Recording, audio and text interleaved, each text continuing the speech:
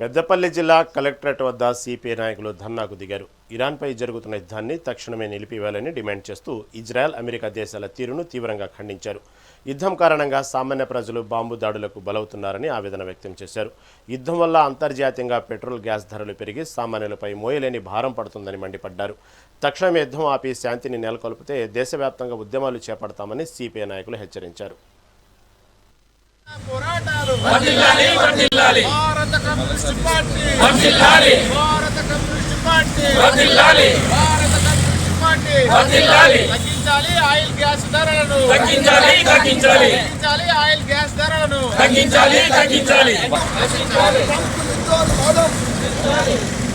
భారత communist party ఆధ్వర్యంలో తెలంగాణ రాష్ట్ర వ్యాప్తంగా అన్ని జిల్లాల కలెక్టరేట్ల ముందు నిరసన కార్యక్రమం చేయాలని చెప్పేసి రాష్ట్ర కమిటీ ఇచ్చినటువంటి పిలుపులో భాగంగానే ఈరోజు ఏదైతే ఇజ్రాయెల్, అమెరికా, ఇరాన్ పై దాడిని భారత కమ్యూనిస్ట్ పార్టీ తీవ్రంగా ఖండిస్తూ ఉన్నది.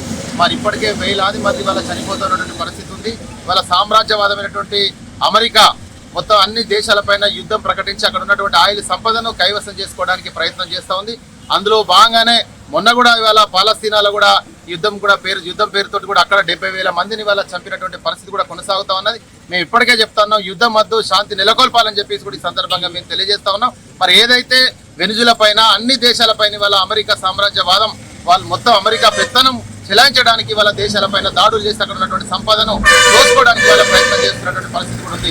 మొన్న ఈ నెల అంటే ఫిబ్రవరి 28వ తారీఖు రోజున ఇవాళ ఇరాన్ పైన ఇజ్రాయెల్, అమెరికా దాడితోటి వాళ్ళ పాఠశాల మీద బాంబులు అన్ఎక్స్పెక్టెడ్ గా వేయటం వల్ల దాదాపుగా 160 మంది వాళ్ళ చిన్న పిల్లలు చదువుకునేటువంటి విద్యార్థులు కూడా చనిపోవడం జరుగుతూ ఉన్నది.